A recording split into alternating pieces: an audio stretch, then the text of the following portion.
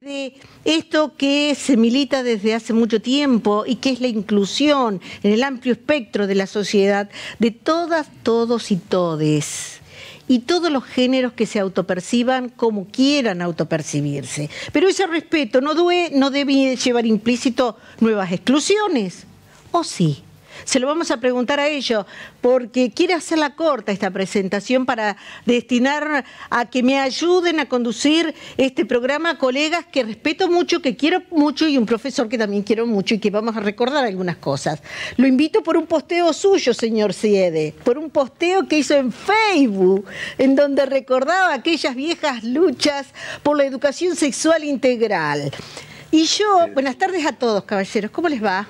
Hola, buenas tardes. Hola, Claudia. Y estaba previsto una mujer, sí, estaba prevista una mujer, señores, estaba Luciana Basso, que es encargada de política de género en UADER, y no pudo estar porque no llegaba con el tiempo, pero estaba prevista una mujer.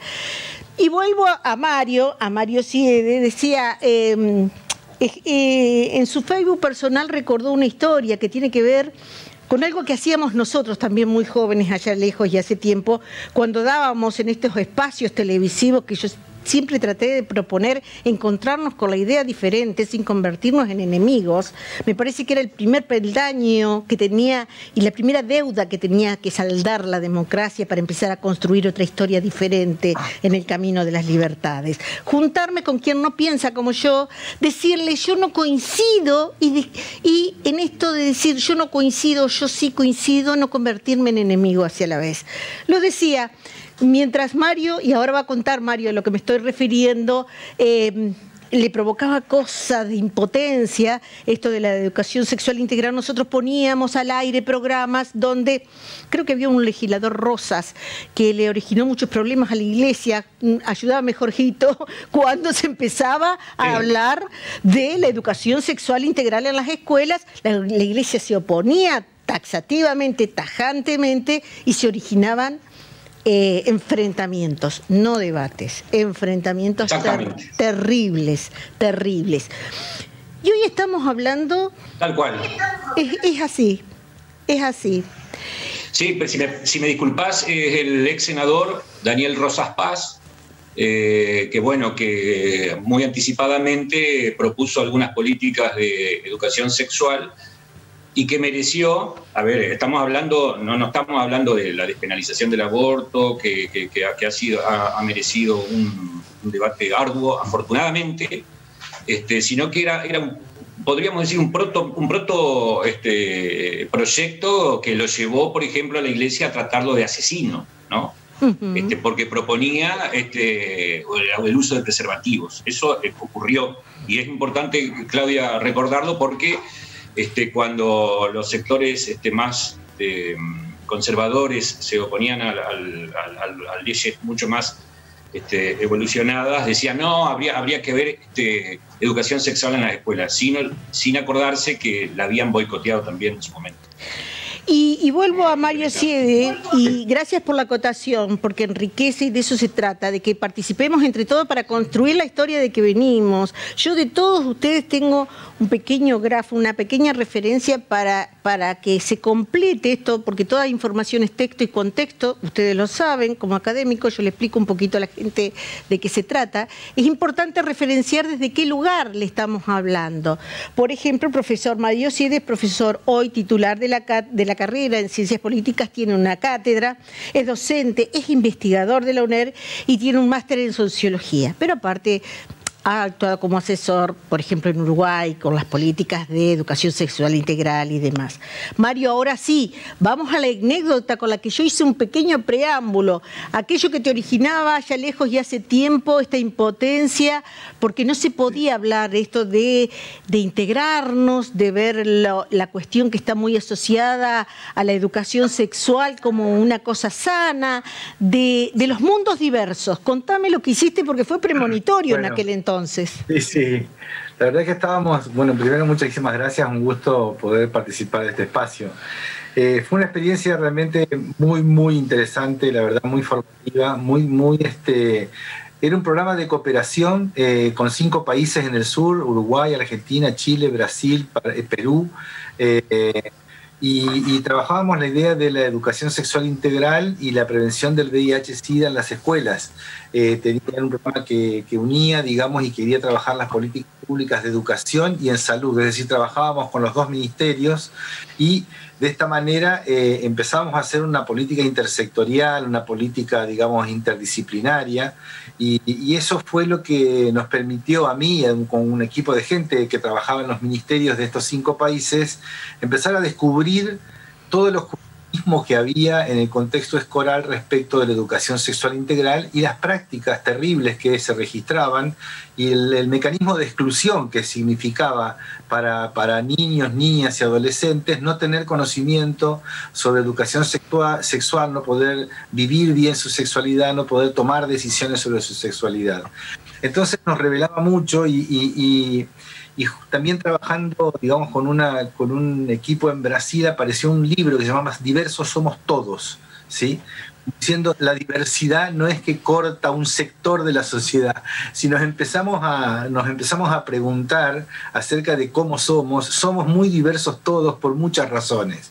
Entonces, la discapacidad, la edad, el género, la etnia, la raza, digamos, todos son elementos que aportan a esa diversidad. Entonces la idea fue hacer una camiseta que dijera diversos somos todos en diversos idiomas. Y simplemente la idea de la Quijotada fue repartir en cada uno de los espacios donde hacíamos actividades. Y bueno, ahí en el Facebook aparecieron 2 amigas y colegas paraguayas que recordaron que andaban dando vueltas a camisetas, pero fue, digamos, como una cosa de revelarse, digamos, y de revelarnos a esa idea del oscurantismo. Fíjate vos, y esto quiero compartirlo.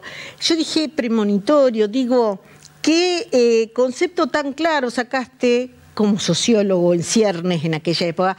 Vamos a reiterar el año en que pasaba esto. ¿En qué año te ocurría esto? Sí, esto era 2006. Nosotros teníamos, la Argentina tenía la ley aprobada, la ley de educación sexual integral aprobada en el 2005, y había una situación muy diversa en todo el país. En la ciudad de Buenos Aires había algunas escuelas donde había educación sexual integral, había algunas universidades que tenían ya alguna iniciativa, pero el resto del país, la mayoría de las provincias, estaba completamente desarticulado.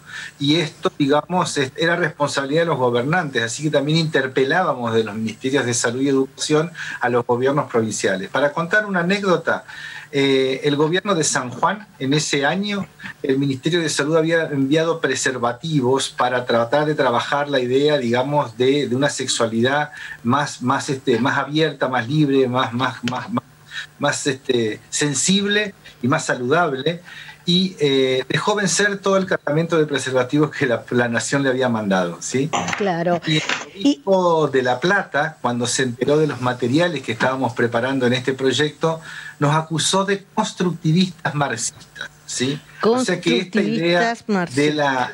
Sí, era como un insulto. Las 2 palabras él las expresó como un insulto. A nosotros nos pareció que hasta estaba bastante bien, digamos, ¿no? Y que creo que y ahí quiero que empecemos a construir entre todo, el respeto a lo diferente, el respeto a la forma de vivir la sexualidad, la autopercepción, cómo me siento yo en esta sexualidad biológica por un lado, psíquica y psicológica por el otro. La palabra respeto encuentra un enclave hoy cuando se habla del lenguaje inclusivo.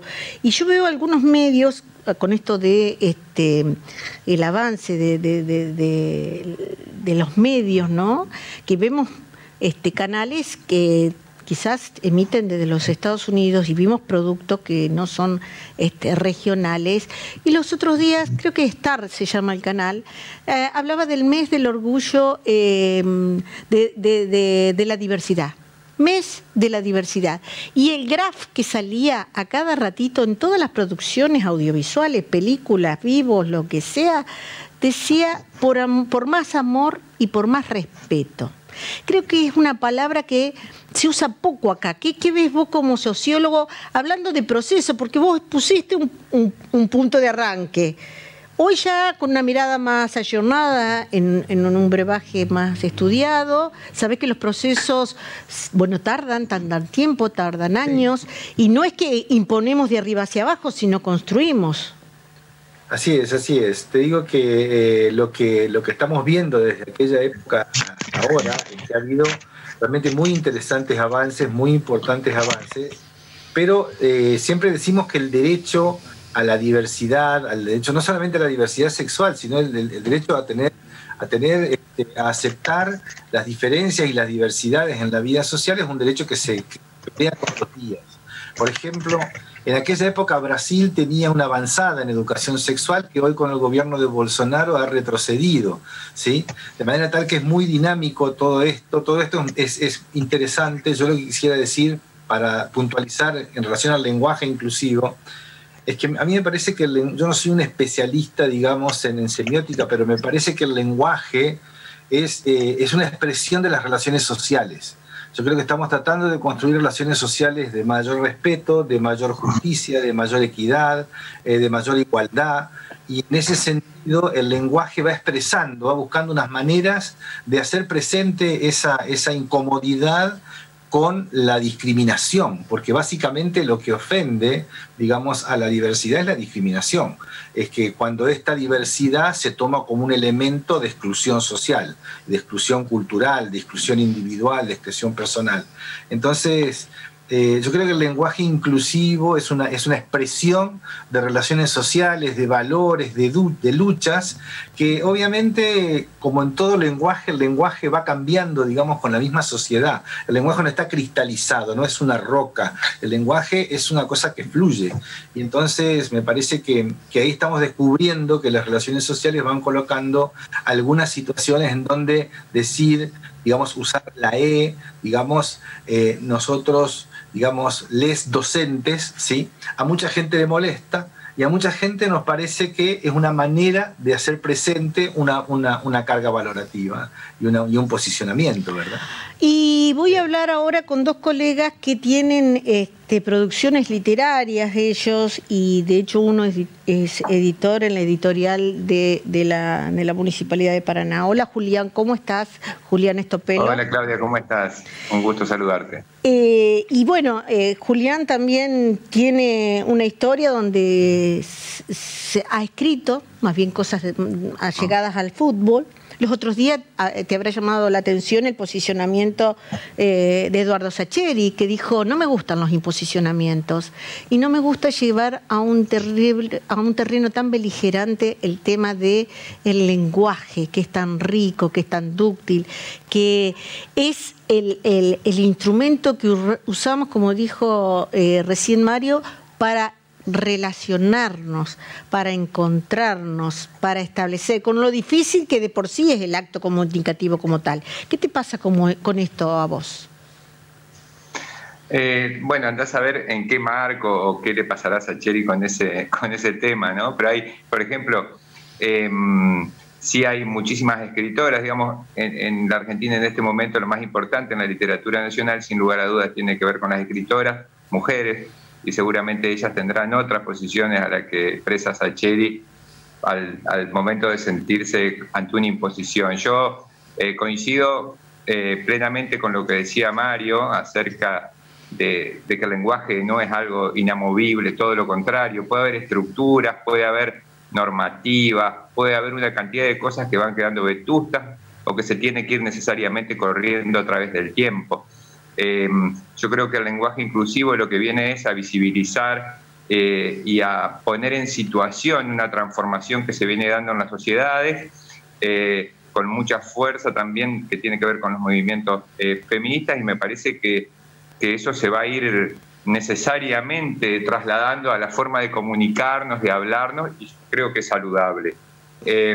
Más allá de que muchas personas de nuestras generaciones, y seguramente mayores también, puedan sentir, digamos, alguna extrañeza en eso, bueno, sí, en los cambios culturales hay extrañeza, hay modificaciones, hay un montón de cuestiones, pero bueno, yo tengo una hija de 13 años, digamos, y yo les puedo asegurar que ella con 13 años puede venir acá y hablar de lenguaje inclusivo con muchísima más propiedad que yo, y hablando acerca del uso de los pronombres, de por qué, digamos, a esa edad ella puede decir por qué puede usar todos los pronombres que quiera. Me parece que la transformación está en marcha y eso no se puede, eso sí no se puede cambiar, digamos, no más allá de lo que pueda sentir un autor o quien fuera, ¿no? Y Jorge Riani, con quien hablábamos al principio, es corresponsal del diario La Nación de Buenos Aires aquí en la provincia, ha sido redactor del diario en la ciudad de Paraná, ha escrito unas obras muy interesantes y me atrevo en tu presencia, Jorge, a hablar de una presentación que hizo Ricardo Leguízamo en la introducción de esa Entre Ríos secreta que vos escribiste, para que la gente tenga un marco, una referencia desde donde nos hablan colegas que están muy cerca nuestro, porque a veces no los vemos, pero nos están hablando a través de un escrito, a través de un libro, a través del diario, a través de lo que aparece en La Nación con información regional.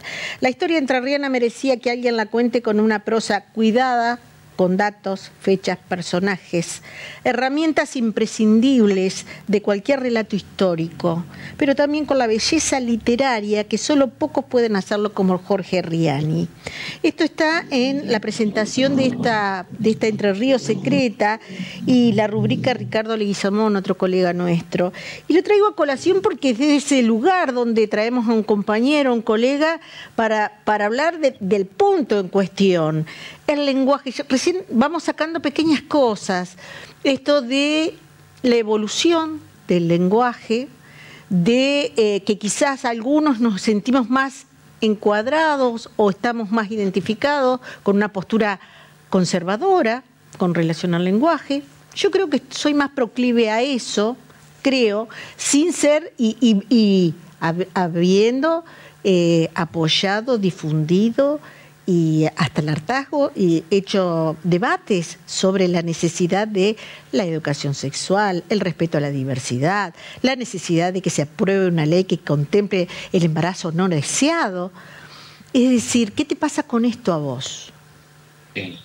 Bueno, a mí en principio no me molesta para nada el lenguaje inclusivo. La postura que yo puedo mostrar seguramente dejará desconforme si lo planteamos en término binario, dejo desconforme a todo el mundo, porque en realidad yo no me molesta, tampoco lo uso como periodista, en virtud, en principio, bueno, trabajo para un diario donde yo no defino políticas editoriales, pero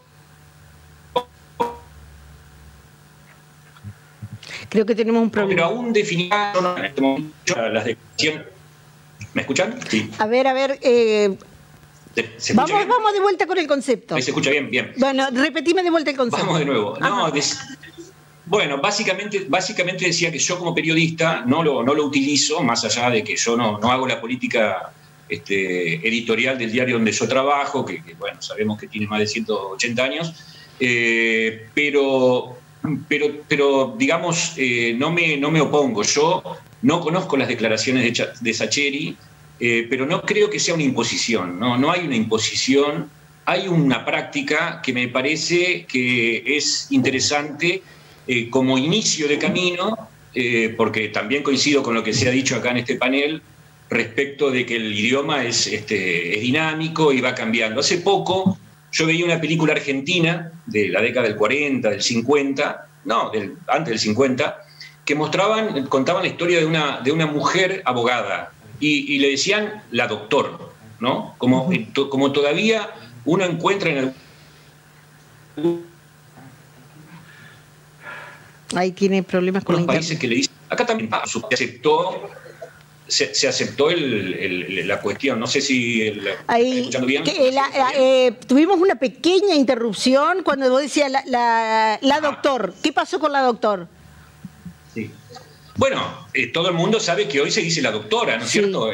Pero evidentemente acá no se decía. Eso es el resultado de una evolución, de una autopercepción, de una percepción del otro, reconociéndole, o la otra, en este caso, reconociéndole su género, ¿no es cierto? Yo, como profesional de la comunicación, no lo utilizo. Lo utilizo, sí, en algunas redes como WhatsApp, Yo tengo 2 hijas grandes, militantes feministas, ambas, y un hijo chiquito de 2 años.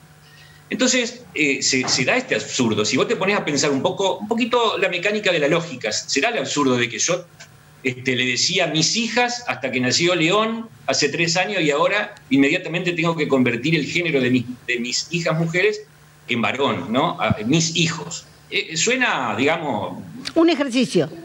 Suena abusivo, me parece también, más allá de todo. Entonces yo, por respeto a ella, y no como periodista, pero también como los periodistas tenemos algunas herramientas. Yo vengo de escribir un libro ahora, donde se lo dedico a los trabajadores y las trabajadoras, más allá de que hay palabras que son ya de por sí inclusivas. La palabra trabajadores, sin proponérselo, termina siendo inclusiva, ¿no es cierto? Nosotros hablamos de los paranaenses, entonces ahí tenemos que remitirnos solo al artículo.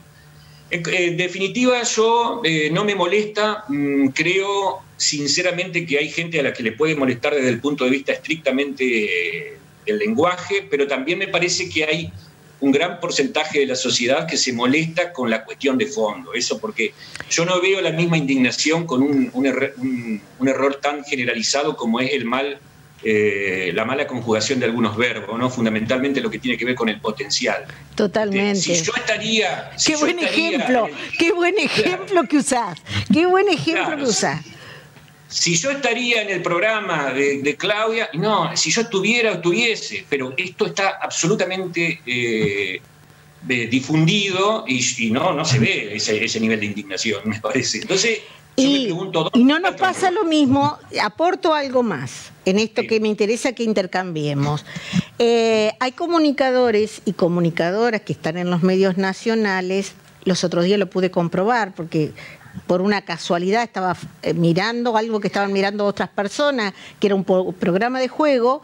A título de chiste, el conductor dice, bueno, porque la participante tenía como 3 carreras hechas, no sé, era socióloga, era esto, era lo otro, y era instrumentadora o no sé, algo dental, que no me acuerdo qué era. Entonces le dijo, ay, tenés 4 títulos, vamos a ver cuántos títulos tienen nuestros... los chicos que integraban el panel de ese programa, que son los chicos contratados. Había una sola periodista y 4 jóvenes que apenas tenían el secundario terminado. Digo, hablando de capacidades y hablando de lo que pasa con el idioma, a veces se dicen términos que no existen, palabras que se inventan, y eso no nos provoca reacción. Digo, y lo traigo a colación de lo que vos estás diciendo, Jorge. Claro. Sí. No sé si ustedes lo han visto o lo han percibido, quiero que me digan lo que les pasa. Sí. Bueno, ahí, tal vez como para comentar, la cuestión es que realmente este lenguaje inclusivo está demostrando una incomodidad de las relaciones sociales, de género, y también de las relaciones sociales, digamos, de desigualdad económica, de desigualdad regional, de inequidad. A mí me parece que hay una expresión fuerte en esto. Parece que lo veo a Kevin ahí, que es más joven que nosotros.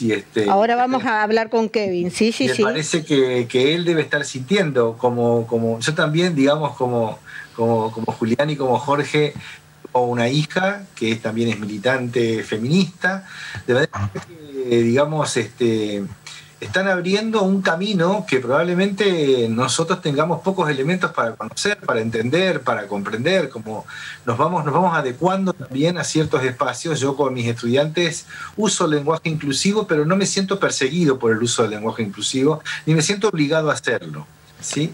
Entonces, me sale decir lesotres, me parece una cosa interesante, pero me sale también todos y todas. De manera tal que un poco la idea es, hay tengo una cuestión ahí, ¿no? El todos y todas, ¿no? Y esta cosa de la inclusión y el lenguaje inclusivo. Charlábamos con una escritora brasilera que tiene un texto que se llama ¿Quién entra en tu todos? Sí, ¿no? Muy interesante. Porque la idea, a ver, esto del todos, digamos, ¿no? Porque que es neutro, lo acaba de analizar la Real Academia Española y llegó a la conclusión de que el todo es neutro, que coincide Martín Caparrós, no incluye a varones, no incluye a mujeres exclusivamente, en cambio la A sí incluye exclusivamente a las mujeres. Claro, pero por ejemplo, tenemos aquí, digamos, este contexto, digamos, todos nos están escuchando, digamos, sí, pero tenemos una comunidad sorda que no nos está escuchando. No nos está escuchando. ¿Sí? Entonces, todos está dejando un poquito afuera, ¿sí? A ver, y cuando empezamos a ver, cuando se usa la palabra todos y todas, vamos a analizar un poco y empezamos a ver que la referencia concreta está dejando un segmento afuera. Eso lo aprendí de trabajar con personas con y sin discapacidad, digamos, ¿sí? Porque justamente allí el todos, digamos, empieza a tener un significado muy fuerte y tiene que ser reconstruido permanentemente. Entonces, esta idea del todes también es una idea, un lenguaje que está, digamos, entrando y que tiene que ver con que van creciendo en la influencia social de los grupos que trabajan sobre los derechos de las personas con discapacidad, los grupos GLBTQ, digamos, los grupos que trabajan los espacios de diversidad cultural, los grupos que están trabajando en la cuestión de la diversidad ambiental, digamos, ¿no? Esta idea de que también el ambiente no es el único modo, digamos, no hay un único modo de relacionarse con el ambiente, y los modos en que nos estamos relacionando son modos que nos están llevando a la destrucción del planeta. Yo hago la conexión con todas estas cuestiones, ¿no? Sí, y tienen que ver con esto de integrarnos, respetarnos, vernos, apropiarnos. Y por eso Kevin quizás nos pueda ayudar. Kevin Jones es tallerista en el colectivo Barrios de Pie, es estudiante de lengua y literatura en la UADER, es técnico de gestión cultural. Kevin, ¿cómo lo ves vos a esto del lenguaje inclusivo como herramienta de una lucha sociológica para poner en visión la equidad de géneros? ¿Y qué pasa con los que no están tan convencidos de que esto tenga que llevarse a la legislación, a imponerse de alguna manera en esferas donde se tiene que hablar de una regulación y de miradas más que apunten a la integridad desde otro lado? ¿Qué te pasa o cómo lo ves? Bueno, buenas tardes. Me parece muy acertado el título ese del graph de qué nos pasa con esto.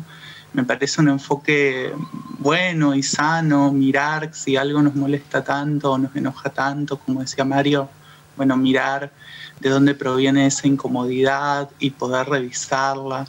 Y también, como decía Jorge, corrernos del sí al no, porque los binarios impiden pensar. Yo creo que solamente en ciertas coyunturas tendríamos que poder decir sí o no a algo, y el resto del tiempo, si queremos pensar algo, tenemos que estar más librados a una oscilación, que es la de la vida misma y la de la lengua misma. Como decía Mario, esto de que yo a veces digo todos y todas, a veces digo los otros, a veces digo todes, tiene que ver con que la lengua misma oscila, que no está fija y cristalizada, sino que tiene variaciones, tiene reverberaciones.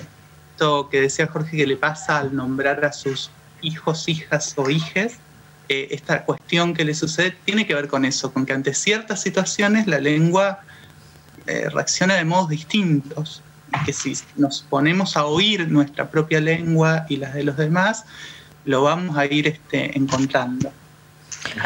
¿Crees que le hizo mal, y pongo mal entre comillas porque no me gusta hablar de bien y mal, lo pongo entre comillas, a la causa en sí misma de la inclusión de una política un poco más equitativa y justa, la politización ideológica de esto? La lengua es polémica en sí misma. Yo el pensamiento que tengo sobre la lengua tiene que ver con esa politicidad propia de la lengua. Entonces la lengua tiene signos ideológicos para mí todo el tiempo. Y desde ese lugar no podría creer que un colectivo tiene la capacidad de cargar a la lengua de un signo ideológico. Eso es de mucha inocencia de nuestra parte. Es decir, yo puedo ser militante de una causa y en nombre de esa causa comenzar a hablar de cierta forma, pero el hecho de que yo o 1000 personas más junto a mí lo hagan no va a modificar la lengua, porque la lengua se modifica de formas que son inconscientes, ajenas, muy, muy plurales. De hecho, ese es el modo en que fue mutando nuestra lengua. La evolución. Tendremos que aprender un poco que esa lengua no nos pertenece del todo.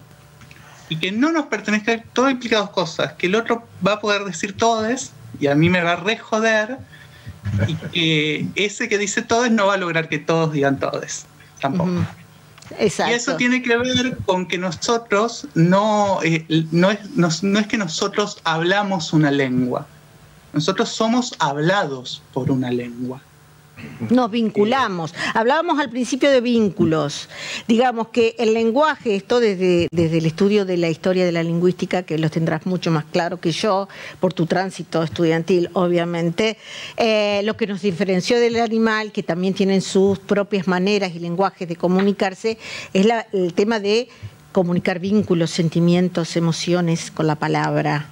Y de eso se trata, que la palabra no rompa ese vínculo y se respete. Y voy a seguir tejiendo intervínculos entre este panel. Por eso yo le decía, necesitaba un programa de 2 horas. Julián, recién aportaba Jorge y también lo ratificaba Kevin de alguna manera, esto de que quizás lo que el disenso arranque es que yo me siento, digamos, hablando figurativamente, incómodo porque lleva implícito una ideologización de esto, de la causa, y no estoy tan convencida de que quiera ir para ese lado de lo ideológico, y rechazo esa ideología, digo ideología de género. ¿Y será que eso juega y me hace ruido? Para mí, sí, claramente, digamos, como coincido con Kevin en eso, que sí, la palabra y el modo de usarla, digamos, tiene de por sí una representación, una posición, también lo refería Mario, de una posición política frente a determinada cosa. Entonces, si se están usando determinadas palabras y te resultan incómodas o sencillamente no acordás con lo que esas palabras representan o con los colectivos que están utilizando esos modos de comunicarse, y probablemente vos no quieras o rechaces esa opción. También hay que decir que en eso coincido también, no tiene que ver solamente con un colectivo, digamos, cuando se va transformando el lenguaje. Si bien puede pasar, quiero decir, si bien hay transformaciones que permean el lenguaje, digamos, no, cuando eso sucede no tiene que ver solamente con un colectivo, pero sí claramente la forma de usar las palabras, el modo de hablar, tiene que ver con una forma de mirar el mundo también, ¿no? Tiene que ver con una forma de mirar el mundo. Puede ser una comodidad. Y el dinamismo que caracteriza a todas las lenguas es algo que está implícito en todas y cada una de las formas que adquiera la lengua. Fíjense, y esto como parte de lo que uno ha estudiado, indagado cada vez que uno prepara un producto televisivo, que en el alemán el genérico es femenino, es el que se incorpora, es el femenino precisamente, y no surgió pleitos de este tenor. Y me piden un minuto, me piden un minuto porque tenemos un móvil. Ya sigo con ustedes, no se me vayan, que me están pidiendo desde hoy. Y yo decía, ¿me están pidiendo la pausa? No, me están pidiendo un móvil. Vamos a las noticias, ya volvemos. Eli, ¿estás por ahí? Claudia Alvero, buenas tardes para vos, para toda la audiencia. Nos encontramos en un operativo de toxicología en calle San Martín y Perete por un allanamiento en el que han hallado drogas en una vivienda. Estamos con el comisario César López de toxicología. Bueno, ¿qué nos puede contar acerca de este procedimiento? Sí, buenas tardes a toda la audiencia. Sí, como usted dijo, ya estamos haciendo un procedimiento, arrancó como aproximadamente a las 3 de la tarde, a las 15 horas. En este momento estamos en curso el procedimiento. Y bueno, se han encontrado material de estupefaciente, elementos relacionados para la venta del material, balances y algunos elementos de corte. ¿Qué droga es la que se encontró? Por el momento algunos envoltorios de cocaína, que no están todavía peritados, pero sí le hemos hecho se han localizado en el domicilio. ¿Qué cantidad o cuántos envoltorios? No, por eso le digo, en este momento estábamos para el tema del pesaje y la contabilidad de todos los envoltorios que se han localizado. además no solo esto, se secuestraron también aves. Exactamente, en el mismo procedimiento, en la zona del patio de la vivienda, se encontraron algunas aves que estaban en sus respectivas jaulas. Por ese motivo se le dio intervención a personal de la brigada. ¿Y cómo se llegó a este lugar? No, este es un trabajo de inteligencia realizado por un determinado tiempo, donde se pudo contactar la venta al menudeo. Hay un helicóptero sobrevolando hace unos minutos en Paraná. ¿Esto está vinculado a este procedimiento? No. Conocimiento de eso nosotros no tenemos. Nos llamó sí la atención, pero relacionado al procedimiento que estamos realizando en este momento, no. Le agradecemos muchísimo. No, por favor, gracias a ustedes. Bien, allí estamos viendo entonces la zona en donde se está desarrollando este procedimiento, reiteramos, en calle San Martín y Perete, es a metros nada más de calle Ejército. Y vale mencionar que hace minutos también había mucha gente de la zona de aquí del barrio muy sorprendida por el vuelo de un helicóptero que estaba volando a una muy baja altura y que generaba también mucha sorpresa y alarma en todos los vecinos de aquí de la zona. Y de este modo también estuvimos recorriendo la zona hasta encontrarnos con este procedimiento en el que están incautando droga. Reiteramos, se trata de cocaína, es lo que nos han informado, y a su vez también en el mismo procedimiento se encontraron sorpresivamente con una gran cantidad de pájaros enjaulados, también fueron secuestrados. Y tenemos información que nos están indicando ahora en este momento, que nos confirman que el helicóptero que estaba sobrevolando por esta zona sí está vinculado a este procedimiento que se está desarrollando en la zona de barrio El Pozo, esto es calle San Martín y Perete.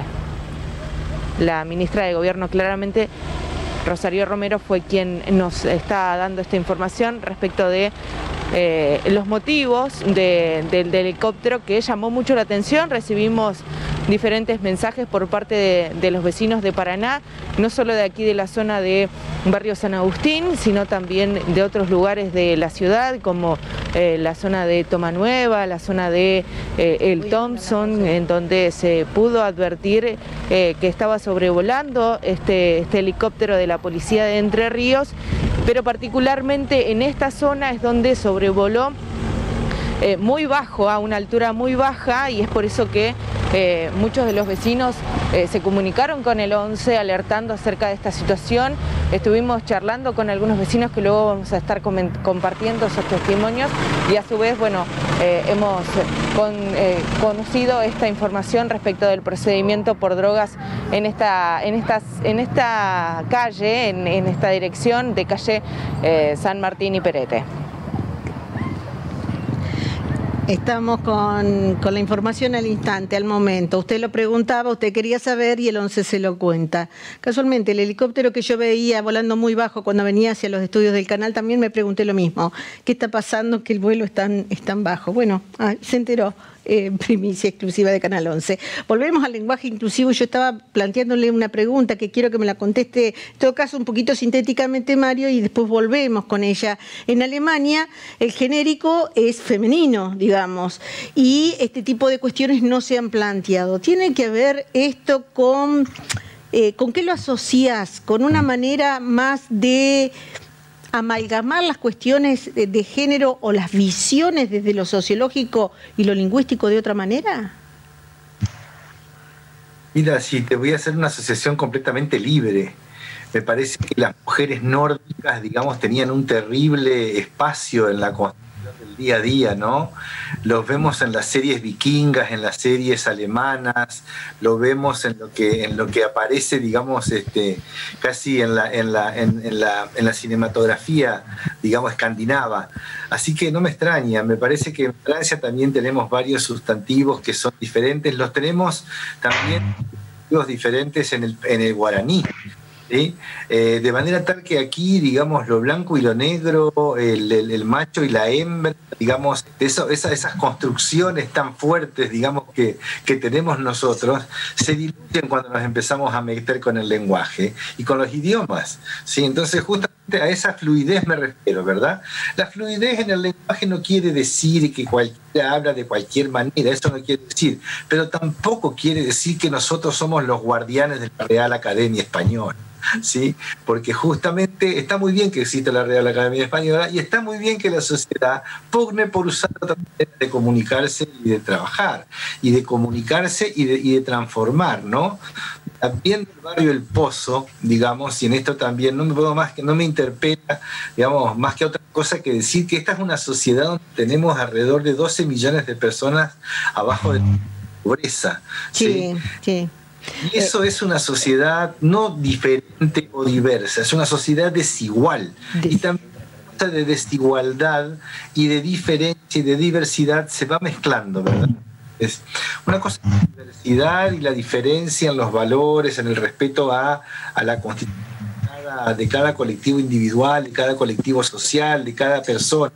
Pero me parece que también como sociedad estamos manifestando algunas intranquilidades, ¿no? Algunas cuestiones que no tienen que ver con una sociedad, digamos, igualitaria, ¿sí? Vamos, entonces, dame un minutito que tengo que encontrarme con la pausa porque, bueno, tuvimos la interrupción del móvil que nos llamaba y que pudimos poner al aire para que usted se enterara de por qué había sobrevolado un helicóptero, un importante procedimiento de la policía de la provincia por el tema de drogas. La información al instante, el debate que nos enriquece todo dentro de un ratito. La pausa es cortita, volvemos enseguida.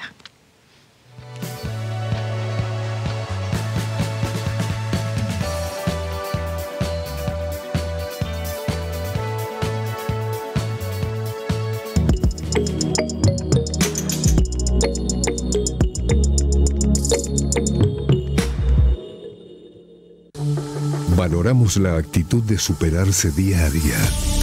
Sabemos lo que es transpirar la camiseta para lograr una victoria y que el deporte en equipo nos hace sentir más unidos. Creemos en tu dedicación y elegimos alentarte en el camino. Yapser Seguro a Deportistas, acompañándote en cada entrenamiento, en cada competencia. Yapser Seguros.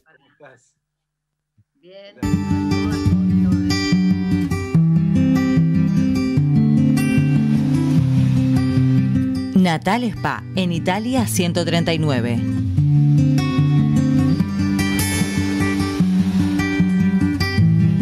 En Natal Spa trabajamos con tecnología de punta para el cuidado de tu piel y tu estética. Averigua el significado de lo auténticamente natural. Encontranos en Italia 139. Natal Spa, un momento para vos. ENERSA te aconseja el uso responsable de la energía. Evita dejar las luces encendidas si no las utilizás. Cambia en forma progresiva los focos comunes por focos LED, ya que consumen menos energía y duran más. Estos son los tips de ENERSA para un uso responsable de la energía. Comunicado SOEBER, recomposición salarial 2021. Trabajadoras y trabajadores viales. Febrero 15% ya percibido, mayo 8%, julio 8%, septiembre 9%. En septiembre habrá una nueva paritaria para evaluar el incremento del último trimestre del año. SOEBER, por el buen camino junto a los trabajadores viales. En Centro Remis tenés un coche al alcance de la mano. Sumamos tecnología y servicios. Con solo descargar una aplicación en tu celular podés tener un coche al instante donde estés. Es gratis, es ágil, es Centro Remis. Consultanos 424-8248. Si buscas vestir bien en cada ocasión, Claro de Luna Indumentaria Femenina. Elegancia y distinción. Ropa sport, alto sport, noche y de ocasión. Claro de Luna, indumentaria femenina. Andrés Pasos, 250. Gabás y Johnston es un estudio contable tributario que procura la satisfacción integral de clientes, defendiendo los intereses de las pequeñas empresas. Estudio contable Gabás y Johnston.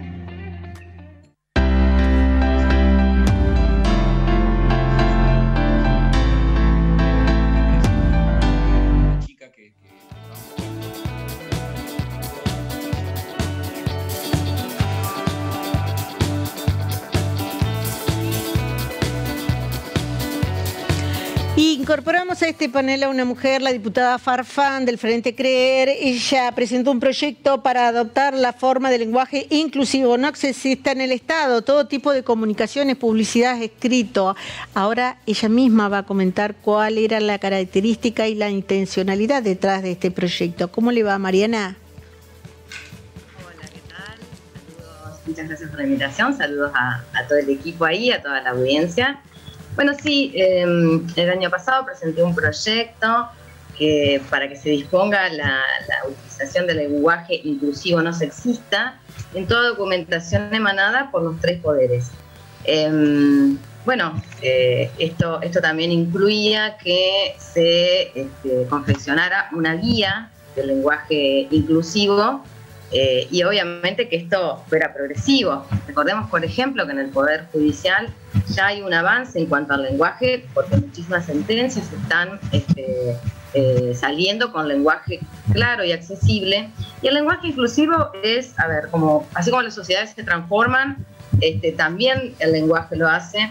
Es importantísimo que en todo lo que es documentos, por ejemplo, nosotros, ¿no? Cuando en la Cámara, recordemos que es de diputados, o sea que tiene que ver con una forma de denominar, siendo que estamos las diputadas también y somos tan protagonistas como los hombres, como los diputados en esto de generar leyes. Bueno, es importante, entendíamos que el lenguaje genera representaciones, estereotipos, genera una estructura mental, nomina, identifica, da identidad, visibiliza. Así que es muy importante. Nosotros en un momento discutíamos la ley de comunas, me acuerdo que decía para los trabajadores, o a veces decimos, no sé, para los jefes, en los jefes del registro tal. Siempre ha sido el predominio de lo masculino, lo genérico masculino, lo universal masculino, que ha dejado no solamente al femenino, sino a las diversidades hoy invisibilizadas, fuera. O sea que el predominio tanto y recordemos, ¿no?, esta nominación de Cámara de Diputados, o por ejemplo el otro día cuando hicimos la ley del Colegio de Abogados, yo soy abogada, también cambiamos y hoy es el Colegio de la Abogacía. Bueno, así como va cambiando la sociedad, también incorporarlo en el lenguaje, en una nueva estructura de lo cultural, es muy importante. Esto ya lo han hecho universidades, colegios secundarios, ha sido desde el año 91 una recomendación de la UNESCO, ¿no?, el uso del lenguaje no sexista. Y a veces también es bueno aclarar que no tiene que ver con la E y la arroba, sino con que esta guía que se ha confeccionado con cambiar las acepciones, con cambiar las oraciones. Por ejemplo, en vez de decir las y los funcionarios, decir el funcionariado, los políticos, los integrantes, o la dirigencia política. O sea, hay muchísimas formas de tener inclusión en el lenguaje que no necesariamente para quienes son detractores o se incomodan implica esto de la X y la arroba y la E. Por ahí, y haciendo un poco de abogado del diablo, porque digamos desde los fundamentos, en todas y cada una de las premisas que acaba de barajar, no existiría, al menos de mi parte, precisión alguna para que esto sea rechazado, pero sí ampliando un poco la mirada a quienes lo rechazan, sea porque hay una cuestión ideológica que hace ruido, sea porque no comulgan con esta nueva forma de comunicarse. Yo voy a otra visión. La función número 1 que tiene el lenguaje necesariamente para hacer concreto el acto de la comunicación es que todos nos entendamos, quien emite y quien recibe. Hay algunas críticas académicas que dicen esto complejiza, confunde y no va a ayudar. Primero habría que limar o trabajar más en la cohesión social, ya me lo dirá el sociólogo, o en esto de en ampliar, abarcar más el trabajo desde la cuestión social, que ir apresurando caminos hacia la imposición desde la ley. Yo no sé si van a contestar la palabra, pero diría así en principio, ese es un argumento que podría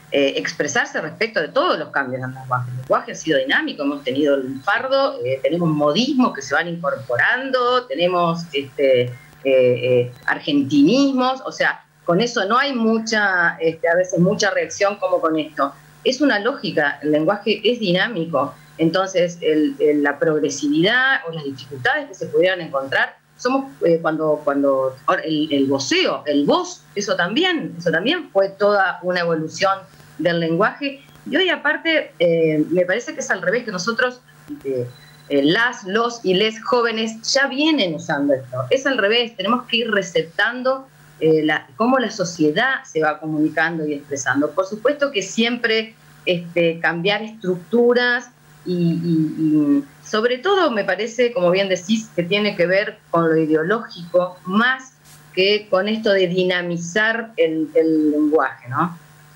Y voy a Jorge nuevamente, Jorge Riani, con esto, un poco haciendo un paralelismo con lo que le preguntaba la legisladora. Ayer intentaron hacer el tratamiento de una ley similar que lleve a las cuestiones legales de los tres poderes y a la redacción, el lenguaje inclusivo. No se logró llegar a un consenso, tuvieron que bajarlo y se van a presentar más proyectos. Pero yo le decía, lo esencial me parece que no estamos saltando etapas en esto de la construcción social, porque creo que no nos queda bien claro que el lenguaje es algo dinámico. Y ha ido cambiando, sí. Y ha ido variedades, y ha ido regionalismos, hay lenguajes y símbolos de nuestras lenguas nativas que hoy desconocemos. Si ellos apelaran y nos hablaran así, nos excluirían del entendimiento. Yo le planteaba el tema de el mínimo requisito que tiene que tener el Estado es que sus leyes, sus organismos y demás sean entendibles. Los que critican desde la vereda de enfrente este tipo de lenguaje dice, no va a facilitar, va a confundir. ¿Vos creés eso? Mira, en principio yo coincido que hay una necesidad de comunicación más clara. No sé si te estabas refiriendo, hoy a la mañana escuchaba radio y hay un proyecto que presentó la diputada Rugatino que tiene que ver con que las leyes, las sentencias, por supuesto, del Poder Judicial sean comprensibles por todo, sin, por supuesto, dinamitar el peso científico que puede llegar a tener una sentencia, ¿no? Eso me parece importante, pero yo lo que quiero dejar claro, porque por lo menos es lo que yo pienso, yo no estoy de acuerdo con que un cambio artificioso necesariamente no vaya a aprender. Yo pronostico que el lenguaje inclusivo, por supuesto que esto es un PRODE, ¿no? ¿Cómo lo voy a saber yo? Va a terminar siendo aceptado. No sé cuándo, no sé si yo lo voy a llegar a ver o no. Y esto tiene que ver con una dinámica que, la Real Academia Española lo que hace es, en todo caso, recoger lo que es los usos y costumbres y en todo caso, aprobarlo o no. Pero si en el lenguaje inclusivo uno se opone, ipso facto, me parece que esa práctica nunca va a llegar, por lo tanto, nunca podremos llegar a tener, y ahí el dinamismo no va a ser tal.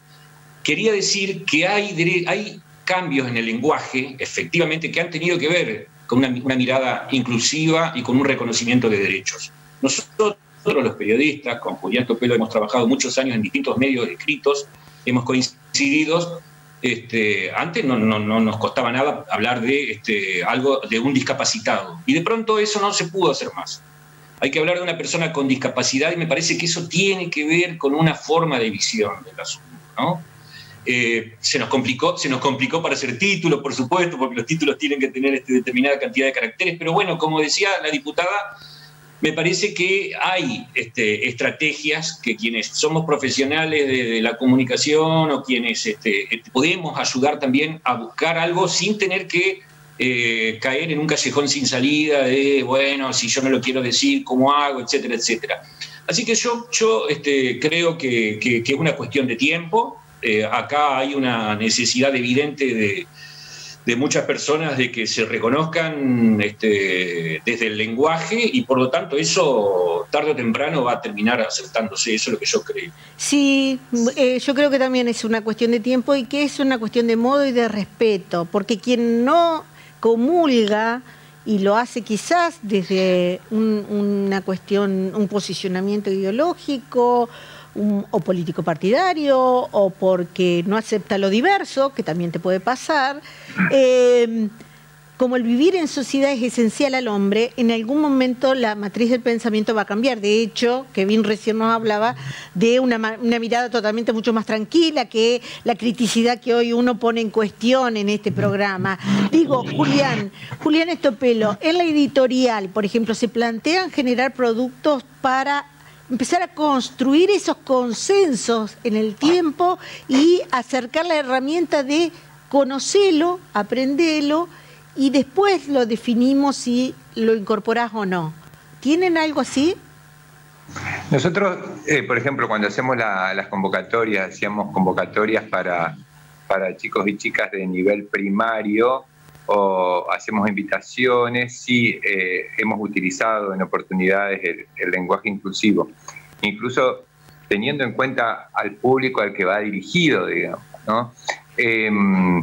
Pero a mí me parece que es un proceso, digamos, que tampoco uno no se puede, como a veces uno no se puede poner adelante, digamos, de ese proceso, no tiene que permear primero para decir, bueno, están las condiciones dadas como para generar un material que se hable de esta determinada manera, ¿no?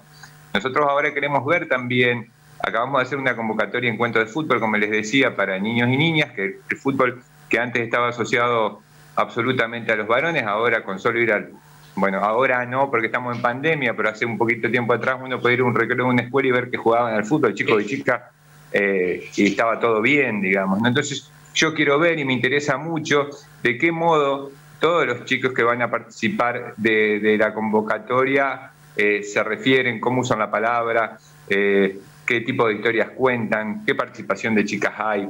Me parece que tiene que ver con eso también, como cómo va permeando estas transformaciones en términos concretos. Entonces, de acuerdo a eso, también las instituciones pueden avanzar en esa dirección. Tiene que ver también con los modos en que, bueno, como en el caso de Mariana, que están, digamos, accediendo a lugares de poder en el Estado, van también guiando la situación para esos lugares. De ningún modo creo que sea una imposición.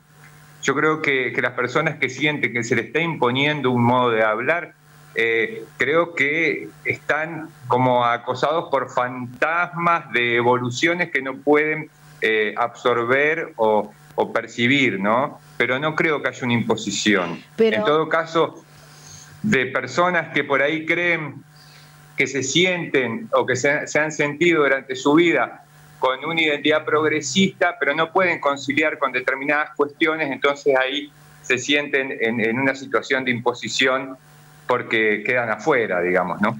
De hecho, y te agradezco algunos términos que usaste, porque imponer no va de la mano de libertades, y de lo que aquí estamos hablando, de la libertad de reconocernos tal cual somos y de respetar ese reconocimiento para que el vivir en sociedad tenga herramientas que le faciliten igual acceso a la educación, al trabajo, a los roles, a la vocación, a todo lo que sea. De hecho, en esto de las miradas y del análisis, hablamos de una línea de tiempo, hablamos de un transcurrir y hablamos de un proceso. Y en las ciencias sociales, sobre todo, Mario Siede, el proceso lleva su tiempo. El proceso lleva su tiempo. ¿Con qué es lo que quiero decir? Entra dentro de la lógica que por allí haya rechazos, no me gusta, digamos. Digo, para dar un ejemplo quizás burdo, y a vos te voy a dejar el ejemplo académico. Las enfermeras eran enfermeras de la época de la guerra, iban las enfermeras. Ahora, si vos elegías la carrera de enfermeros, eras algo muy parecido a un gay. Y nadie lo decía, se los insinuaba por los corrillos, por la cosa baja, por el chiste fácil, ¿o no? Sí. Digamos, a ver, todas las profesiones que tienen que ver con el cuidado, digamos, se han feminizado, y no solamente se han feminizado en la historia, sino que además han caído los sueldos. No hay más directores de escuela. Yo cuando iba en Villaguay a la escuela, tuve un director de escuela, pero fue el único que conocí. Lo que decía Jorge de que las personas con discapacidad y no el discapacitado, eso fue una convención del año 2006. Larga lucha de organizaciones de personas con discapacidad a lo largo del mundo consiguieron una convención. Y hay que decir algo, la ley, digamos, propone, pero no siempre impone. Nosotros tenemos una ley de cupo de trabajo en el Estado que exige que el 4% de los empleados públicos de la Argentina sean personas con discapacidad y se cumple en el 0,7%. ¿Sí? Entonces, fijémonos cómo, digamos, traigo relaciones sociales normadas para ver cómo esta idea del lenguaje también forma parte de esta conflictividad. Un proceso, y te diría más, mucho más te digo ahí, Claudia, es un proceso además con conflicto, digamos, y no hay que escaparle a la idea de discutir y conflictuar, digamos, porque justamente lo monocolor es lo que no nos permite crecer. Y Kevin, quiero terminar porque todos aportaron algo rico en la visión de esto del lenguaje inclusivo. ¿Por qué no hay que confrontar? ¿Por qué no hay que tener miedo en hablar en inclusivo? Dirigirte a toda la audiencia, a la que coincide, a la que no coincide, a la que está de acuerdo, a la que no, a la que lo rechaza del punto de vista ideológico, a la que le rechaza del punto de vista político porque dice, me están ideologizando a mi hijo, mi hija. ¿Qué dirías? Es difícil la propuesta de dirigir un mensaje, pero pensaba en esto de que cuando decimos que la lengua es polémica, tiene que ver con que en la lengua habitan otras personas. Y eso no tiene que ver solamente con quienes yo elijo vincularme. Tiene que ver con que la lengua está de verdad habitada por un montón de otras personas, de fantasmas, de herencias, de tradiciones, de búsquedas, de proyectos políticos, de migraciones, de fallas del inconsciente. Digo, la lengua de verdad está habitada. Y ser más humildes en nuestro manejo de esa lengua. Digo, ser más humildes tanto al querer conducir ese proceso, como al querer frenarlo.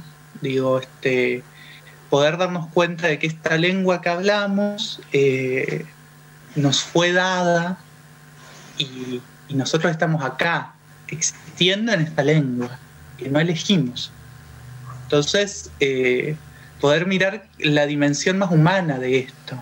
Y en definitiva es un nuevo vínculo, una nueva manera de relacionarnos. Sí, porque detrás de la están las personas no binarias. Exacto. Que están pidiendo ser visibilizadas. Entonces, no olvidarnos que detrás de esa letrita de la discordia hay personas con sus historias, y entonces apelar a esto que vos decías hoy del respeto. Bueno, está esa persona y estaría bueno no herir más a esa persona de lo que ya la herimos, ya la dañamos. Gracias a todos. Ha sido un panel, como lo preveía, muy rico en conceptos, rico en miradas, rico en análisis. Gracias a todos. Y gracias a vos. A mí me gusta tener la posibilidad de decir, tenemos exponentes de nuestra cultura que lo vieron, que lo ampliaron, que dieron ejemplo para que todos podamos sentirnos un poquito parte de este todo, de la inclusión, de todos, todas, todes. La morfología del idioma irá a decidir en ese futuro, como dijimos acá, en este transcurrir, en qué termina esto. Lo importante es que no seamos fundamentalistas.